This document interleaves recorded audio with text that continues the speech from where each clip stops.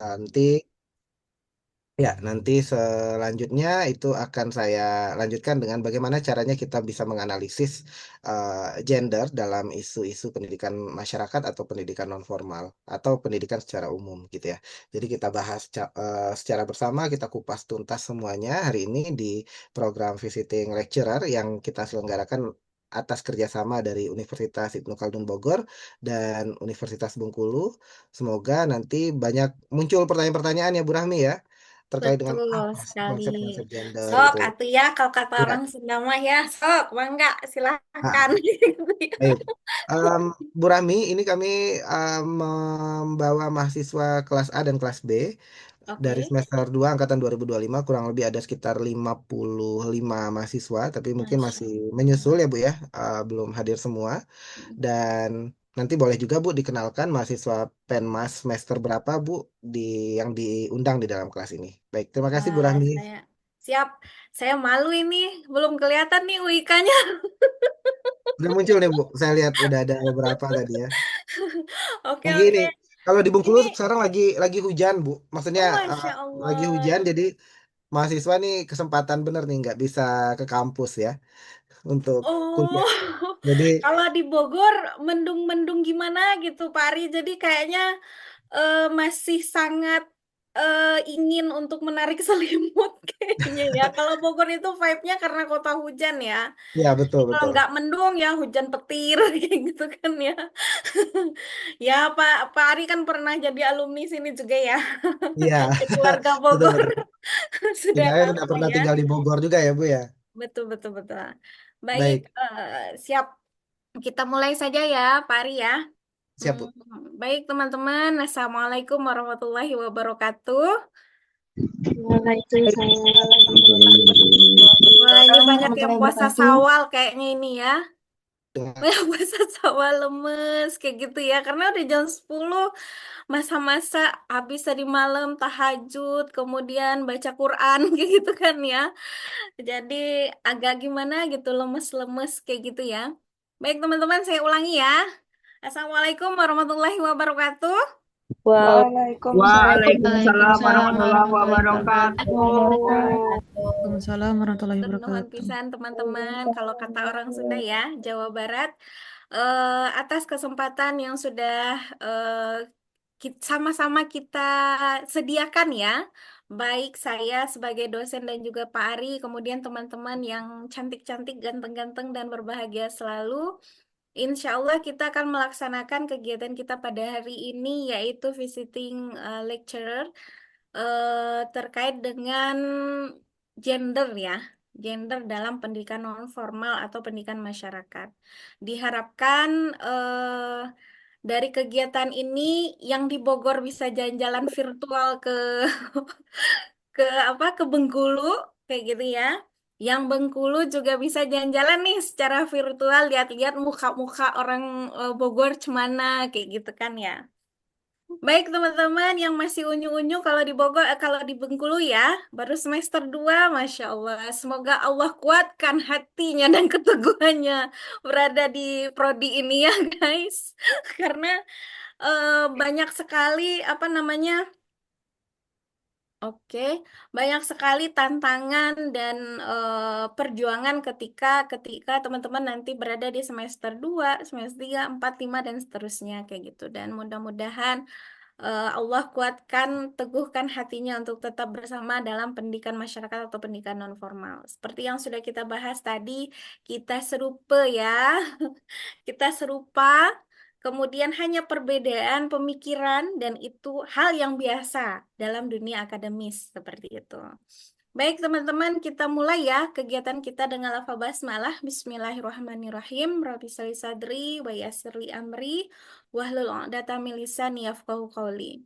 Baik teman-teman, perkenalkan nama saya Rahmi Alendra Yusiaka, biasa dipanggil Rahmi. Saya dosen Universitas Ibnu Khaldun Bogor, tapi aslinya saya Sumatera ya guys. Saya Sumatera kayak gitu ya. Saya berasal dari Sumatera Barat, tepatnya Bukit Tinggi kayak gitu. Kemudian Alhamdulillah di UIK saya sudah berjalan kurang lebih dari 2013. Hitung sendiri ya, guys. Udah berapa lama saya menjadi dosen dan alhamdulillah rezekinya ditempatkan di Universitas Ibnu Khaldun Bogor. Oke, teman-teman, tanpa berpanjang kata, nanti insya Allah kita akan masuk kepada diskusi. Kalau seandainya ada pertanyaan lebih dalam atau mau kenalan lebih lanjut atau mau mengundang saya ke Bengkulu, diperbolehkan banget ya. Baik, teman-teman, untuk kali ini saya izin share screen ya, teman-teman. Hmm, sebentar. Oke,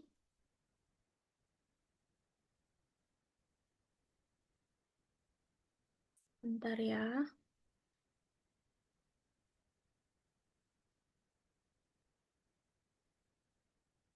Wah, agak gugup juga ya. Udah lama kita tidak zoom-zooman ya. Kalau di Bogor sepertinya offline terus ya Bu ya kuliahnya ya. Alhamdulillah, selalu offline, Pak. Jadi, Alhamdulillah. oke, sebentar.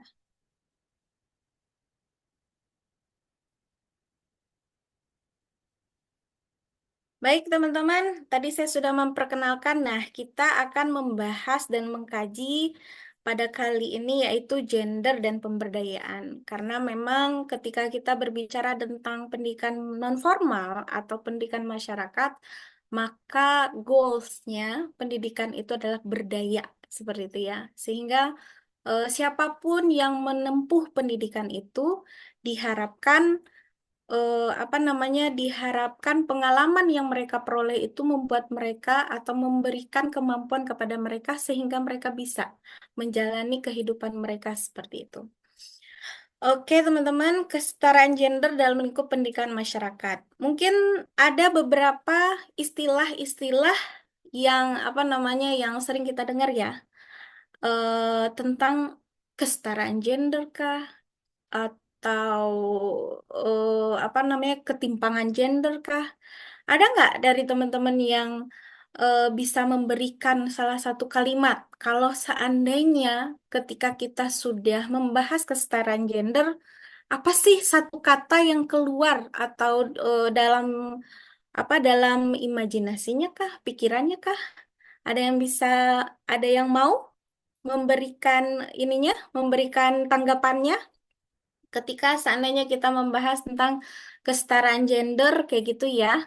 Karena kesetaraan gender itu kalau zaman saya dulu memang agak sedikit ya apa pembahasannya. Tapi kalau sekarang semua karena memang semua sudah bisa diakses dengan bebas seperti itu, maka eh, hal-hal yang berkaitan dengan kesetaraan gender itu sudah menjadi emansipasi wanita seperti itu.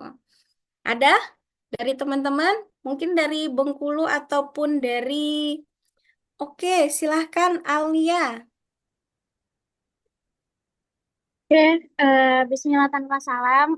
Izin apa ya? Izin menyampaikan pendapat menurut saya pribadi yang membahas tentang kesetaraan gender ya, Ibu. Ya, Menurut pemahaman Alia, kesetaraan gender itu di mana kondisi laki-laki maupun perempuan itu menikmati hak atau tanggung jawab dan kesempatan yang sama gitu. Ketika misalkan kita membahas tentang politik yang di mana saat ini kan memang di bagian politik itu sudah tersedia ruang atau bangku khusus untuk perempuan sekitar 10% ya kurang lebih. Nah, kurang lebih seperti itu, Ibu. Terima kasih. baik. Jadi ada hak di sini ya. Ada hak, kemudian ada kewajiban bagi masing-masing, baik laki-laki maupun perempuan, seperti itu ya. Sehingga mereka bisa berkolaborasi seperti itu. Oke, terima kasih kepada Alia. Mangga, silahkan. Yang cimit-cimit, yang unyu-unyu. Ketika teman-teman mendengar adil gender, apa sih satu kata yang bisa teman-teman sampaikan kayak gitu? Yang biasanya ya kalau saya scroll-scroll media sosial itu adalah feminisme. Ada yang pernah dengar? Halo, halo, ada ada ada orang di sini? Ada. Oke, Ya, ada yang lain nggak teman-teman selain feminisme?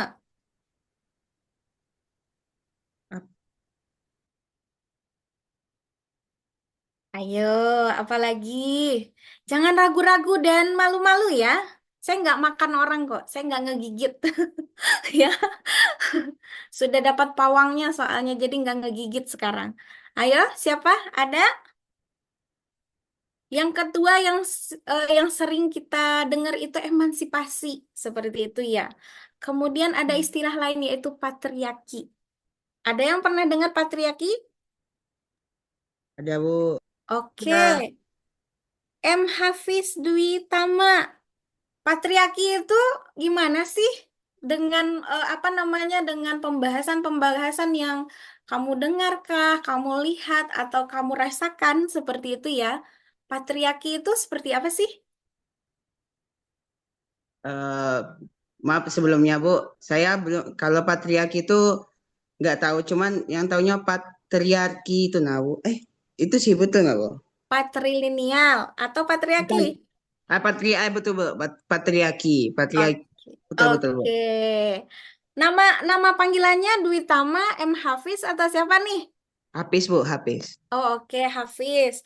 Nah, kalau seandainya patrilineal itu garis keturunan ya, teman-teman. Ya, patrilian tuh kasih tuntunan Bu, betul. Betul sekali. Jadi sebagian besar di negara kita itu garis keturunannya adalah patrilineal, teman-teman. Nah, satu-satunya, wah, saya agak pamer nih sedikit ya. Satu-satunya yang ngambil ke garis keturunan dari ibu itu adalah Minangkabau seperti itu ya, Sumatera Barat seperti itu. Maka istilah patrilineal itu ada di seluruh Indonesia, mulai dari Sabang sampai Merauke kecuali Sumatera Barat. Oke, kalau tadi Hafiz bilang tentang patrilineal, ada nggak teman-teman yang pernah mendengar istilah patriarki?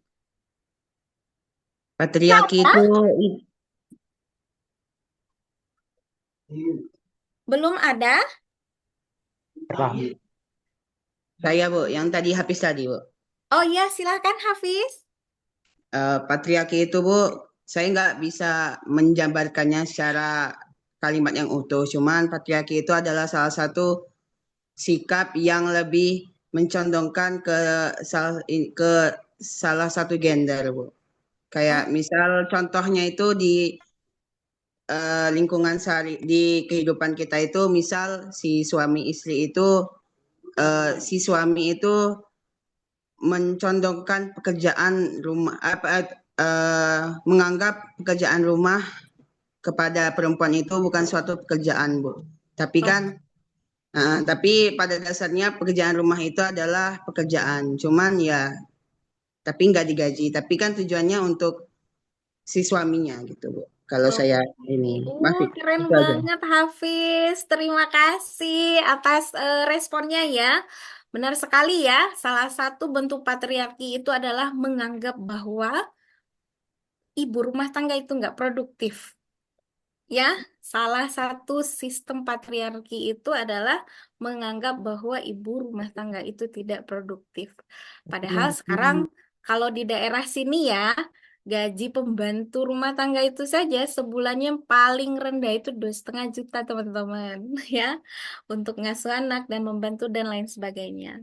Kemudian selain patriarki, kita juga mendengar istilah toxic masculinity. Ada yang pernah dengar ini?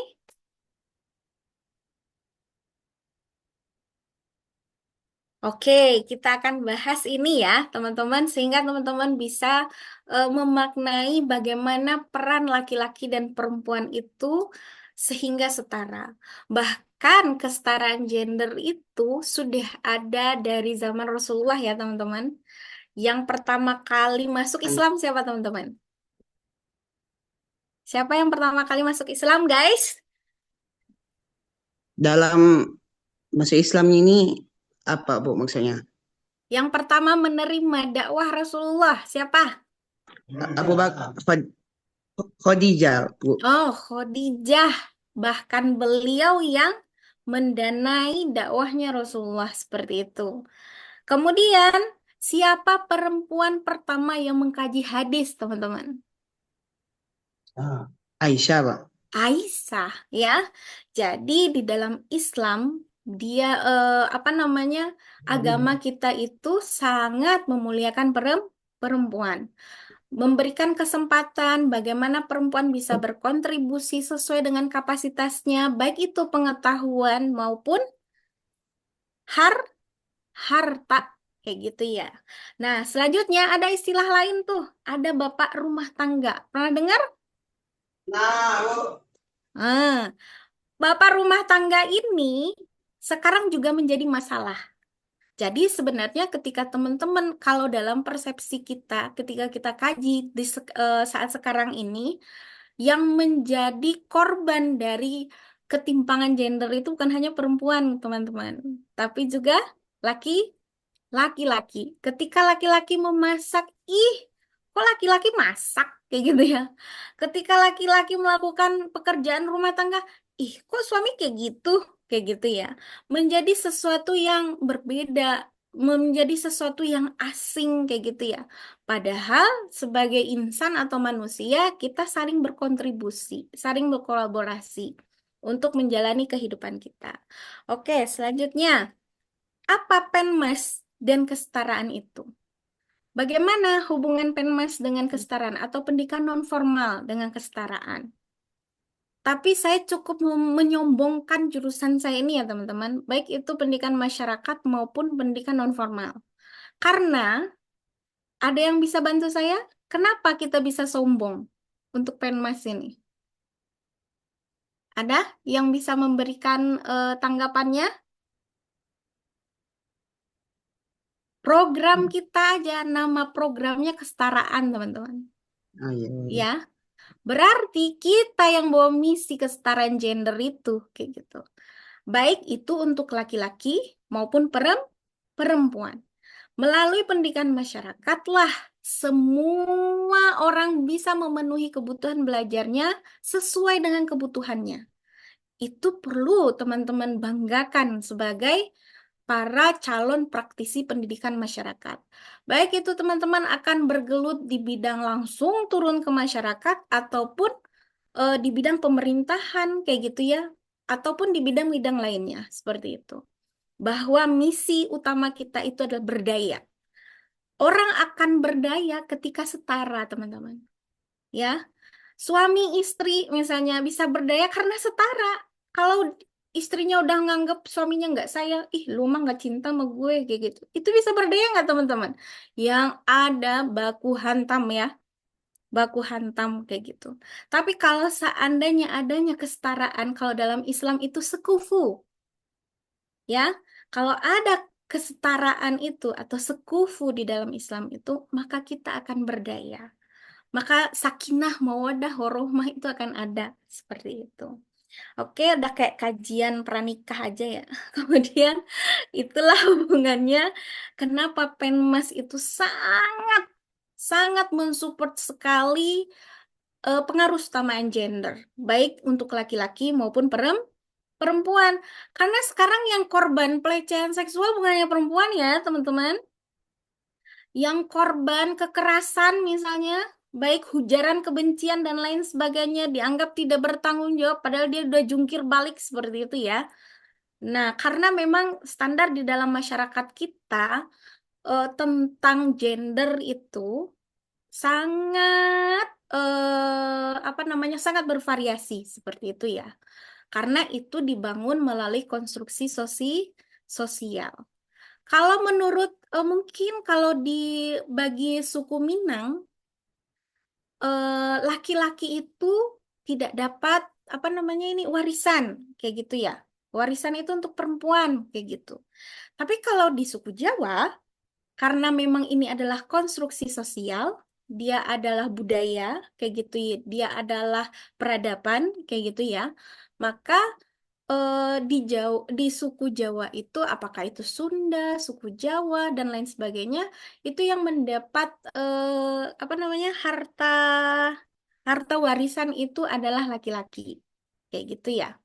Nah, dalam hal ini ketika kita membahas goals dari pengaruh utama gender itu adalah setara, Maka Penmas itu udah mengusung dari awal dia lahir aja, dia udah mengusung kesetaraan itu kayak gitu.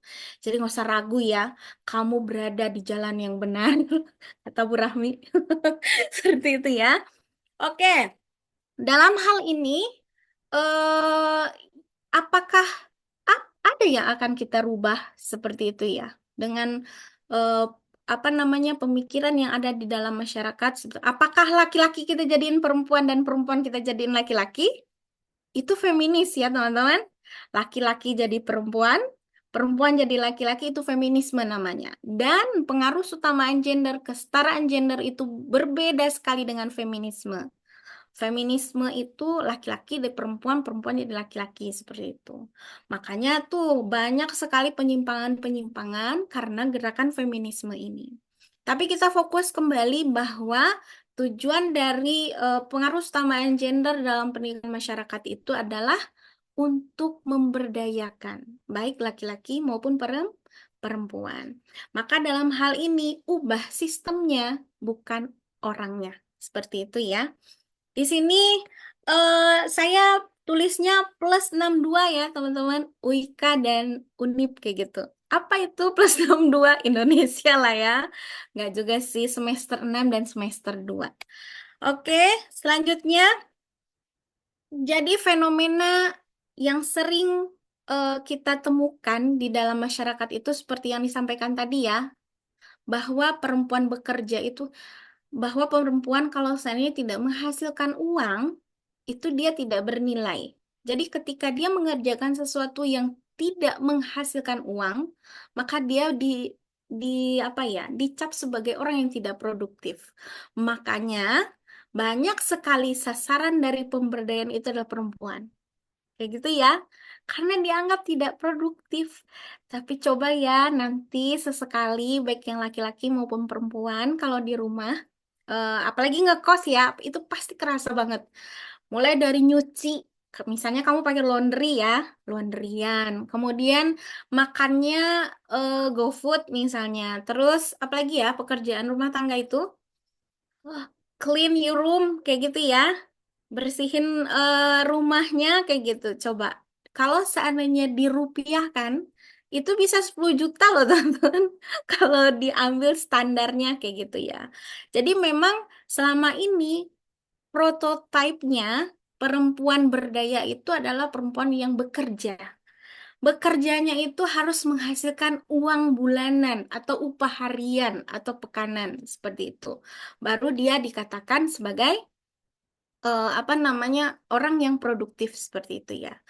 Nah, saat ini di dalam masyarakat kita, walaupun memang sudah banyak ya, seperti di dunia politik, itu sudah diberi akses kayak gitu ya, karena memang ini menjadi goals dari pembangunan masyarakat berkelanjutan seperti itu ya.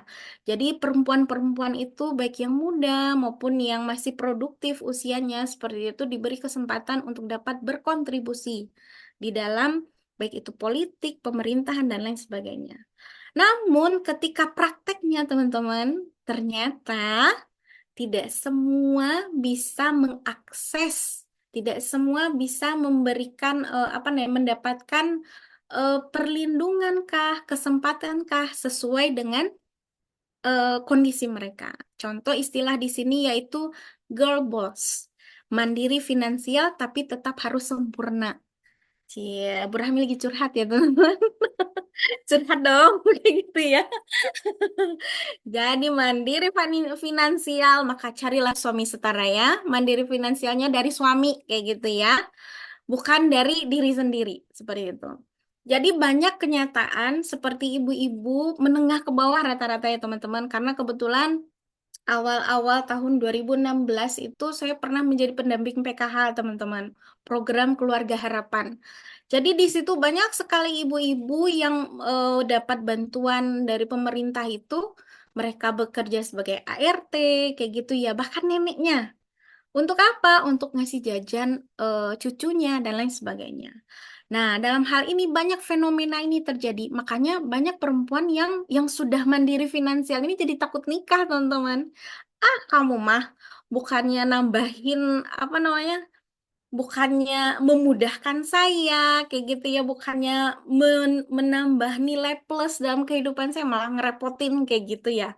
Jadi dengan fenomena girl boss ini banyak ditemukan perempuan-perempuan yang takut menikah seperti itu ya, yang tidak mau menikah. Ada yang nggak mau nikah di sini atau ada yang sudah mau menebar undangan? Boleh ya, undang-undang ya. Nah, dalam hal ini, fenomena ini banyak didorong karirnya, mandiri finansial, tapi harus wajib urus rumah tangganya sendiri. Dan mulai dari pagi sampai sore, sementara si suaminya kadang bekerja mut-mutan. Nah, ini fenomena yang banyak sekali bertemu di dalam masyarakat kita, teman-teman. eh Suaminya itu pilih-pilih pekerjaan. Jadi kalau seandainya itu tidak sesuai dengan passion dia, tidak sesuai dengan naluri dia, dia tidak mau bekerja kayak gitu. Sementara si perempuan tetap mengupayakan bagaimana pemenuhan kebutuhan rumah tangga tersebut kayak gitu. Kemudian tanpa bantuan sistem atau pasangan, sehingga dia berjuang sendirian sepertinya. Nah, inilah yang banyak memicu masalah dan ketimpangan di dalam masyarakat. Terjadilah perselingkuhan, terjadilah perceraian, dan lain sebagainya. Jadi, dalam hal ini saya ingin bertanya kepada teman-teman, apakah menyuruh perempuan ikut pelatihan UMKM, karena kita berhubungan dengan pendidikan non formal ya, dan juga pendidikan masyarakat, apakah menyuruh perempuan ikut pelatihan kewirausahaan kah atau UMKM kah agar punya uang sendiri itu otomatis membebaskan mereka? Bagaimana menurut teman-teman? Apakah membebaskan atau jangan-jangan nambah beban kayak gitu ya? Dia tetap jadi pandangan saya selama ini ketika pemberdayaan contoh pengelolaan sampah ya. Ketika teman-teman ngolah sampah, saya mau nanya deh di forum ini yang suka bantu, bukan bantu, di rumahnya yang suka buang sampah siapa teman-teman? Saya, Bu. Saya, Bu. Oh, Abi bener. Masya Allah, luar biasa. Ini Terus, Bu. yang semester 2 mana nih? Saya, Bu. Oh, Hafiz juga, Hafiz ya. Ada yang lain? Ini banyak sekali, tapi anteng gitunya. Mending pemalu-pemalu gitunya. Ariska Wulandari yang buang sampah. Kamu ngekos atau tinggal dengan orang tua, Ariska? Tinggal dengan orang tua, Ibu. Oke, siapa yang buang sampah every day? Ayah. Oh, Ariska. Oh, keren. Punya abang? Enggak, Ibu. Punya ada laki-laki? Punya. Dia ikut serta buang sampah nggak? Kadang-kadang. Itu dibikin sistem nggak untuk pembagian tugas misalnya? Oh, enggak. Itu kemauan aja sih, Bu. Oke, dari kegiatan harian yang paling memiliki kesadaran untuk buang sampahnya siapa? Saya sendiri sih, Bu. Oke, good. Masih anak perempuan ya. Siapa lagi? Hmm, wah, ini kudu dicabut satu-satu ya. Dipanggil satu-satu gitu ya. Realme C15. Saya baru tahu ada nama mahasiswa Unip Realme C15 loh. Ini unik sekali namanya ya, Bu ya. Betul, ini serius. Ada iPhone nggak ya? Saya mau cari-cari juga. Ini salah satu Realme. bentuk flexing sepertinya, Bu. Iya bener. Ayo Realme C15. Radita, Ibu. Siapa cantik? Radita. Oh, Radita. Oke, Radita yang buang sampah di rumahnya siapa Radita? Saya, Bu. Oh, Radita. Keren. Tapi masih anak perempuan ya. Oke. Siapa lagi ya? Ada yang mau emansipasi nggak di sini? Ada nggak? Wah, nggak ada ya. Oke, saya panggil deh. Hmm, ada yang pengen saya panggil nggak? Raise Saya, your Bu. hand. Oke, Hafiz. Hafiz tadi Hafiz kan? Yang Mm-mm. buang sampahnya kan? Iya, Bu. Oke. Everyday kesadaran sendiri itu sudah menjadi tugas Hafiz atau bagaimana? Sudah jadi tugas pembagian, Bu. Oh, oke. Pembagiannya kayak gimana? Ya, kalau pembagiannya tuh gini, Bu. Kan Hmm. kami udah tiap apa tuh perorangan di rumah nih ada tugasnya. Misal kakak saya ini abang menggosok, mencuci, Mm-mm. dan saya itu kalau misalkan nggak ada bapak saya di rumah, itu tugasnya nyapu, ngepel, buang sampah, cuci piring, gitu Bu. Jadi udah ada terstruktur gitu, biar enggak Oke. apa tuh Ada enggak ada sistem ya. ya, Ada ada sistemnya, sistem. sistem terbentuknya Bu dia situ. Oke. Mamanya alhamdulillah banget punya anak soleh-solehah Alhamdulillah. ya. Oke, Amin. Masya Allah. Nabila Saikep. Nabil, Nabil, Nabila.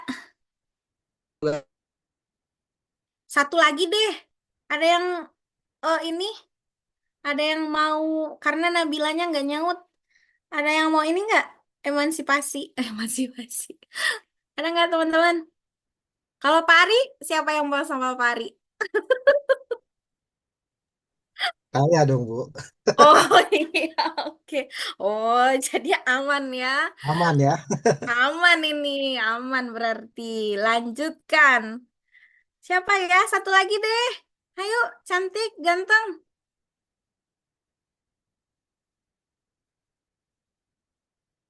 Kudu dipanggil hiji-hiji gitunya. Marenza Putri Pratiwi. Yang kelihatan nama saya aja lah. Marenza. Gelap gitunya. Karena Iya, lagi Ibu. hujan kayaknya. Oke, Marenza. Marenza tinggalnya sama orang tua atau ngekos? Ngekos, Ibu. Oke. Oh, pasti kok ngekos sendiri ya. Kalau di rumah, siapa yang buang sampah Marenza? Adek. Adek, cowok, cewek? Cewek. Oh, cewek. Punya kakak cowok atau adik cowok? Punya adik cowok, tapi masih kecil. Oh, belum bisa. Dia aja masih buang sampah sembarangan ya. Apalagi buang sampah Iya. di tempatnya ya. Oke, teman-teman. Dari ada satu lagi deh. Pangku Raja Batuta. Ih, keren nama kamu. Iya, Ibu. Nama kamu Pangku. Raja. Bang- Raja, Bu. Oh, Raja. Oke. Raja, siapa yang buang sampah di rumah, Raja? Saya sendiri, Ibu. Wih, keren. Di sini sudah punya sistem ya di rumahnya ya. Tapi ketika teman-teman apa namanya? Ketika teman-teman melihat masyarakat lebih luas kayak gitu ya, banyak sekali yang memang dibebankan kepada ibu kayak gitu. Jadi lebih banyak ibu. Jadi kayak itu tugas ibu kayak gitu. Jadi kalau seandainya ayah buang sampah itu kayak nolongin gitu ya. Makasih ya sudah bantuin buang sampah. Padahal kan itu nggak bantuin. Kan buang sampah kamu juga. Kayak gitu kan ya. Jadi banyak itulah yang terjadi di dalam masyarakat kita. Sehingga persepsi di dalam masyarakat kita itu adalah ketika memberdayakan perempuan itu adalah memberikan mereka kapasitas agar mereka menghasilkan uang. Padahal tidak seperti itu. Kayak gitu ya. Bahwa di sini tujuan dari program pemberdayaan itu adalah, oh, maaf, sorry, sorry.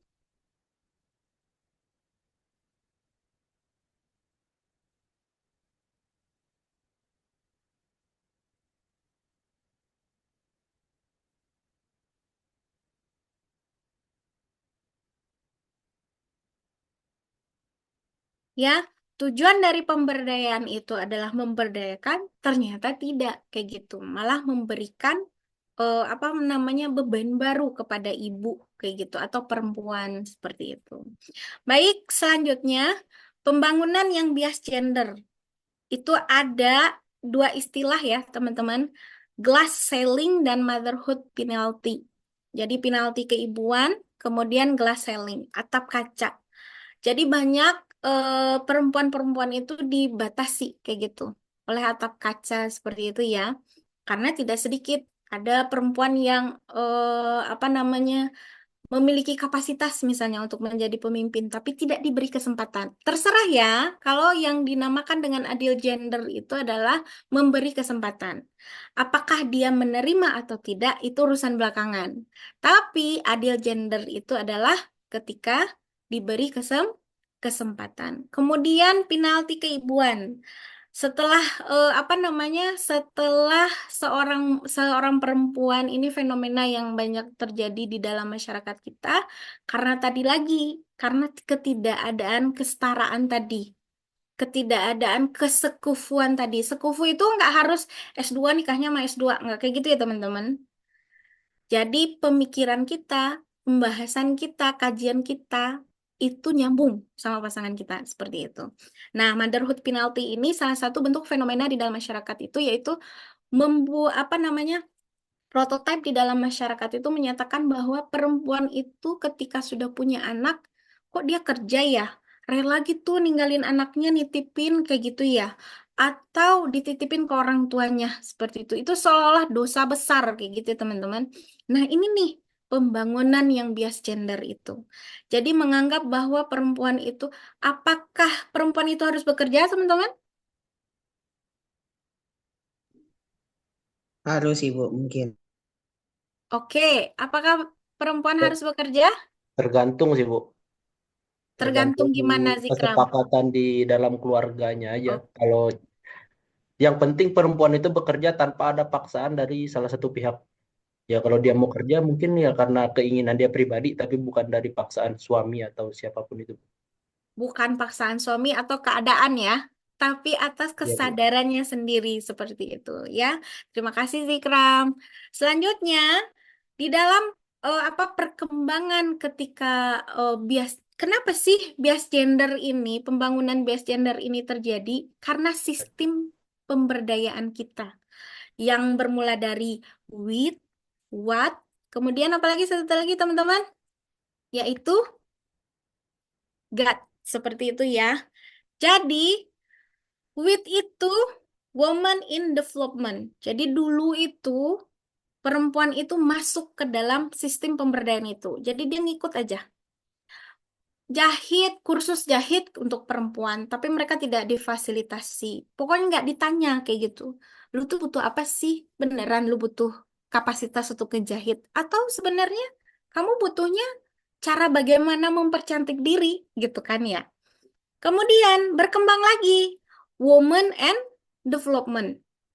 Di sini kemandirian, jadi kolaborasi antara perempuan sama perempuan. Tapi di dalam masyarakat mereka kembali lagi kepada prototipe bahwa perempuan itu adalah beban, kayak gitu ya.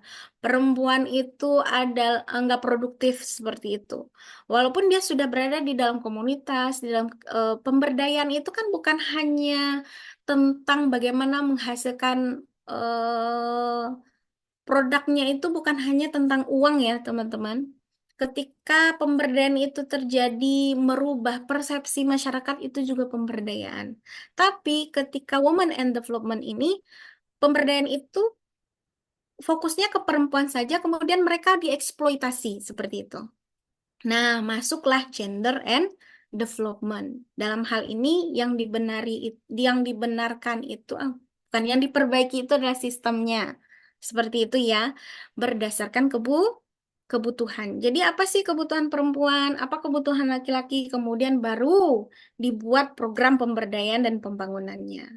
Nah, ketika kita membahas tentang pemberdayaan, ketika teman-teman berada di program studi pendidikan masyarakat atau pendidikan nonformal, fokus kita itu adalah pemberdayaan.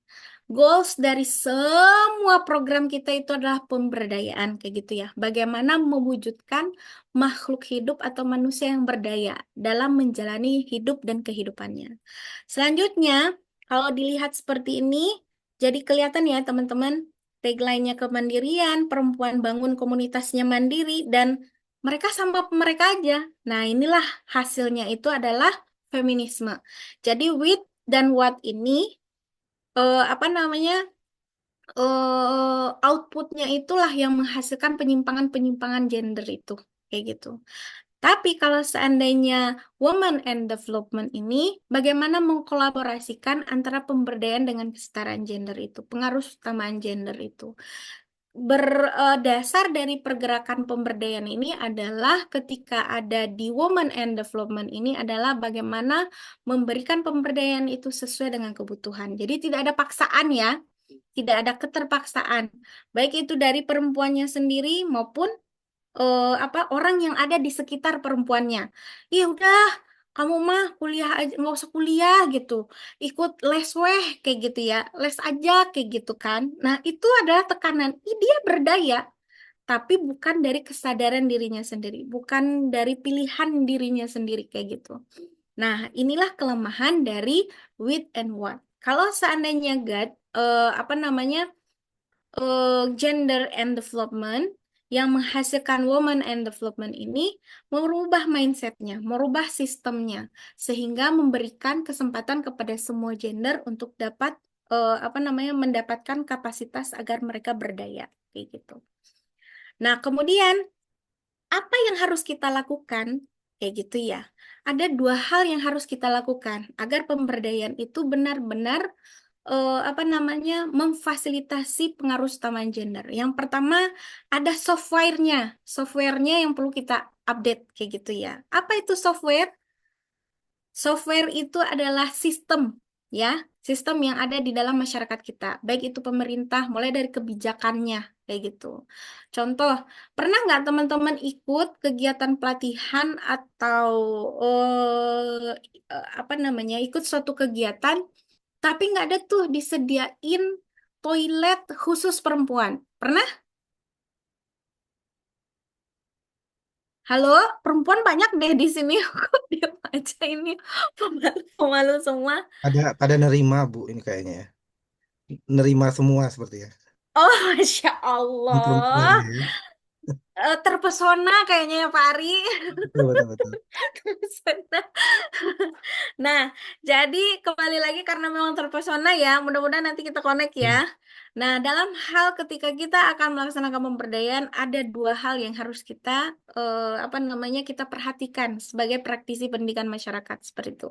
Yang pertama itu adalah sistemnya, yang kedua adalah alatnya atau instrumennya seperti itu. Nah, dalam hal ini teman-teman, kapasitas teman-teman yang sangat dibutuhkan itu adalah analisis kebutuhan.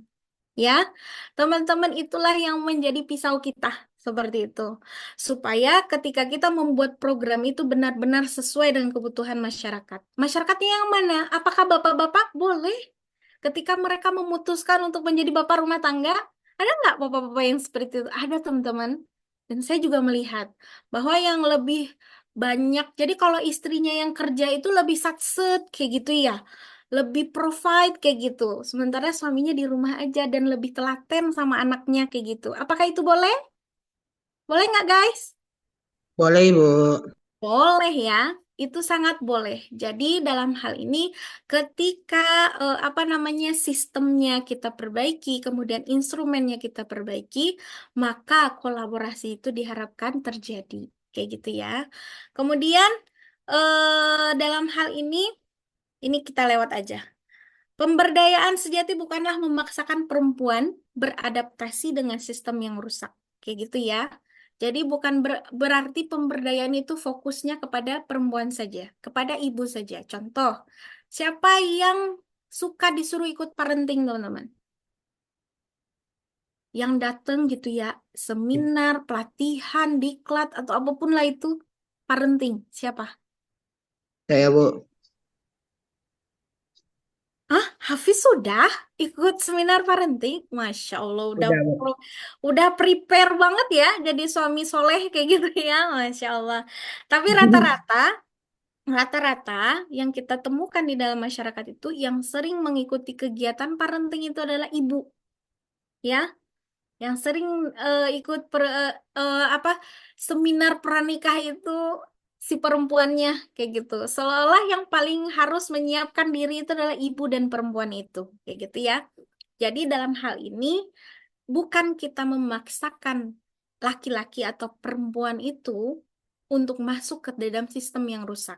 Karena kalau seandainya kita memaksakan dua individu ini ke dalam sistem yang rusak, maka terjadilah penyimpangan tadi, teman-teman.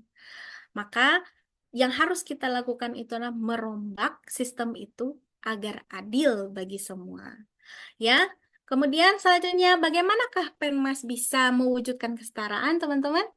Keyword terakhir, karena dari saya udah panjang banget ya. Bagaimana Penmas bisa mewujudkan kesetaraan, guys? Saya mau nanya dong.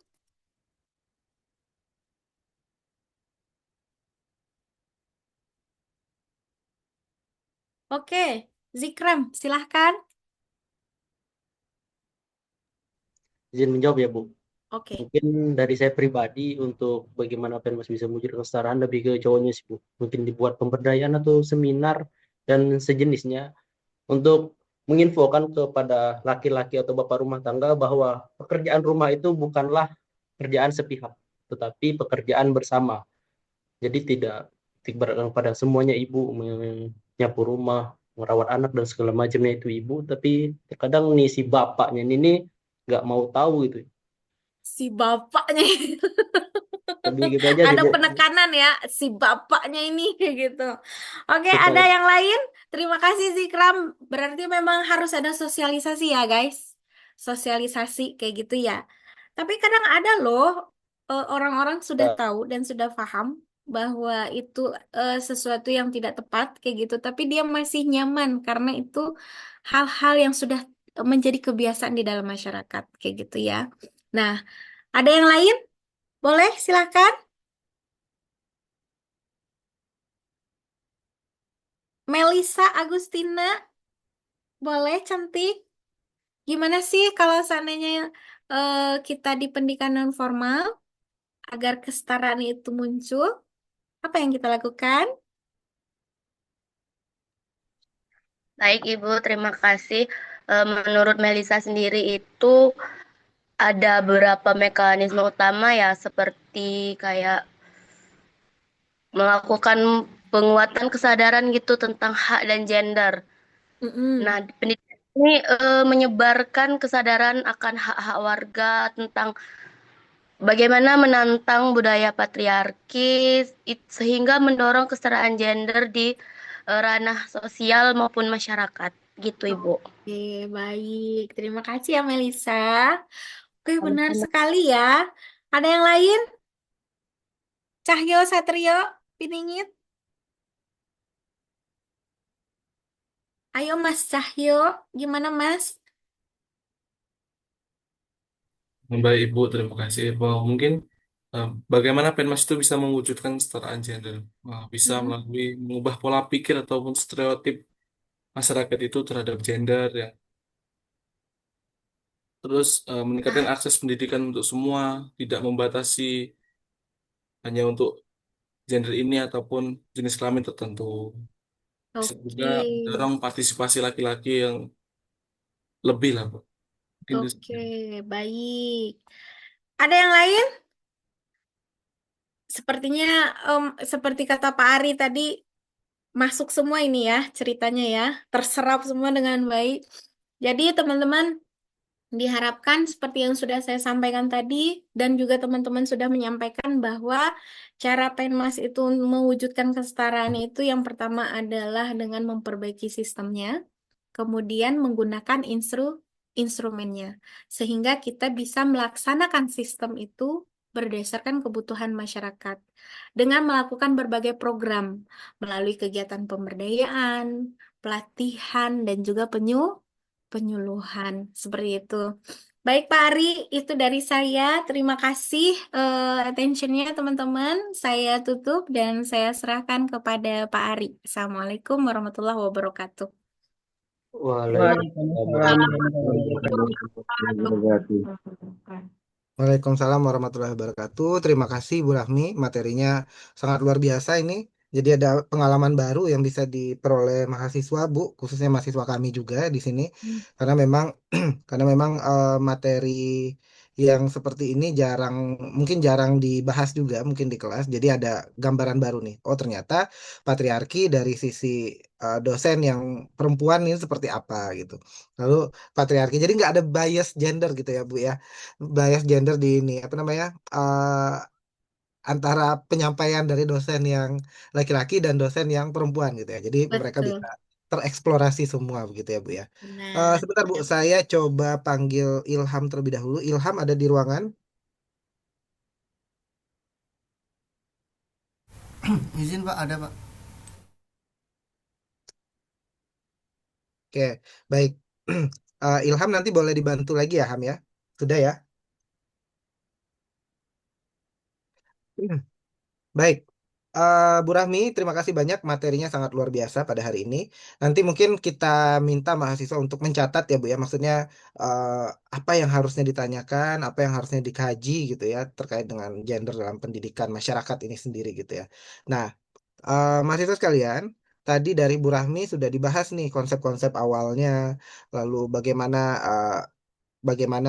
gender ini bisa muncul di dalam pendidikan masyarakat gitu ya. Kenapa kita harus seperti ini? Oh, ternyata inti dari eh, inti dari semua yang dilaksanakan di pendidikan non formal atau di dalam pendidikan masyarakat itu adalah pemberdayaan. Nah, yang mana nanti masyarakat kita atau masyarakat yang ada di luar, karena kan memang 2/3 dari sistem pendidikan di kita itu adalah pendidikan masyarakat ya, atau pendidikan non formal. Jadi, bagaimana masyarakat itu bisa berdaya. Nah, salah satu indikator negara kita bisa menjadi negara yang maju adalah masyarakatnya itu bisa berdikari, bisa berdaya, begitu ya, Bu ya. Nah, itulah adanya pendidikan non formal atau pendidikan masyarakat. Nah, tadi Bu Rahmi membahas tentang konsep-konsep awal ya, konsep-konsep awal terkait dengan bagaimana gender di dalam pendidikan masyarakat. Nah, sekarang giliran Bapak nih yang masuk ke dalam uh, analisis gendernya ya, dalam pendidikan non formal dan pendidikan masyarakat gitu ya. Sebentar ya.